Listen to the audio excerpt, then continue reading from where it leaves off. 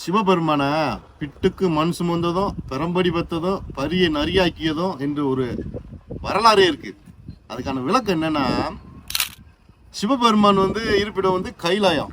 ஆனால் அவர் அதிகமாக அவர் பக்தர்களோட பாண்டியன் மன்னன்ல அந்த மதுரை பக்கத்தில் தான் அதிகமாக திருவிளையாடல் பண்ணிக்கிட்டு அவர் பக்கத்தினுடைய விளையாட்டாக ஒரு தான் வச்சுருந்துருக்காரு. அப்போது பாண்டியன் மன்னன் அமைச்சரவையில் தான் மாணிக்க வாசகர் அமைச்சராக இருந்திருக்காரு. அப்போ மாணிக்க வாசகர்கிட்ட பணம் கொடுத்து ஒரு 1000 குதிரைகளை வாங்க சொல்லி மண்ணை அனுப்பிச்சி விட்டுருக்காரு. இவர் பணத்தை எடுத்துகிட்டு போனவர் போகிற வழியில் ஒரு சிவனுக்கு ஆலயம் எழுப்பிக்கிட்டு இருந்திருக்காங்க. அங்கே நன்கொடையா கொடுங்கன்னு கேட்க விட்டு இருக்கிற பணத்தெல்லாம் சிவபெருமானுக்கு இவர் என்ன இல்லைன்னு சொன்னார். தலைவன் நினைச்சு என்னுடைய ஈசனை நினைச்சு பணத்தை பிரத்தியும் கொடுத்துட்றாரு.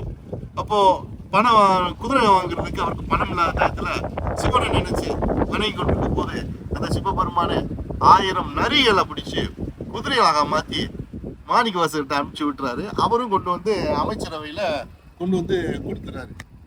மறுநாள் காலையில் பார்க்குறப்ப அந்த நரிகள் எல்லாம் குதிரைகள் எல்லாம் மறுபடியும் நரியம்மாயிருது.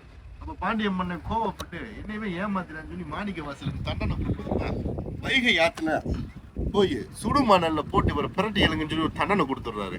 அந்த மாதிரி அவரை வைகை ஆற்றுல போட்டு சுடுமணல்ல வாட்டி பிரட்டிக்கிட்டு இருக்கும்போது நம்ம பக்தனுக்கு இந்த நிலைமையா நினைச்சு சிவபெருமான அந்த வைகை ஆற்றுல வெள்ளம் பெருக்கெடுத்து ஓடுற மாதிரி வெள்ளத்தை உருவாக்கிட்டு அந்த வெள்ளத்தை அணைக்கிறதுக்கு பாண்டியம்மன் வீட்டுக்கு ஒருத்தர் வெள்ளத்தை அணைக்கணும்னு சொல்லி உத்தரவு போடுறாரு.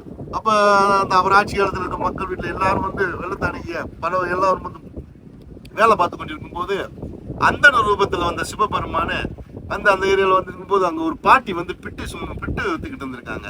அப்போ அந்த பாட்டிகிட்ட பிட்டு கேட்க விட்டியும் நான் உனக்கு பிட்டு கொடுக்குறேன், ஆனால் ஏன் சார்பா வீட்டுக்கு ஒருத்தர் சார்பா நான் போக முடியாது, அதனால் நீ போய் அந்த வெள்ளத்தை அணைக்கிறதுக்காக எனக்காக என் வீட்டு சார்பா நீ போகணும்னு சொன்னேன். நீ சரின்னு சொல்லிட்டு பிட்டை சாப்பிட்டுட்டு அங்கே போய் கொஞ்ச நேரம் வேலை பார்த்துட்டு ஒரு மரத்தடியில் தூங்கிடுறாரு.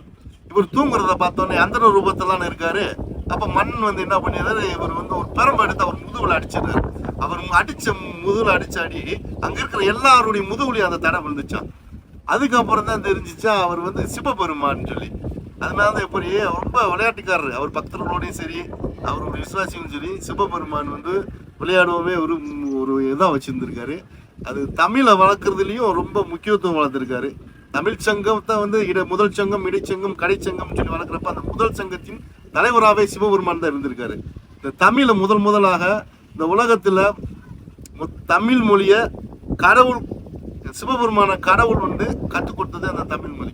மூத்த குடி எங்க தமிழ் மொழின்றது அந்த மூத்த ஆதி ஈஸ்வரனான என பரமேஸ்வரன் தான் ஆதி கடவுள். அந்த ஆதி கடவுள் கற்றுக் கொடுத்தது அந்த தமிழ் மொழி. அதான் அந்த தமிழுக்கு ஒரு சிறப்பு. தமிழை யார் யார் நல்லா சிறப்பாக கற்றுக்கிட்டு ரொம்ப பேரறிஞராக ரொம்ப அறிவாளியாக இருக்காங்களோ அவங்க சிவபெருமானின் பிடித்த மனிதர்களாக ஆவாங்க. இது 100% உண்மையான விஷயம். ஓம் நம சிவாய.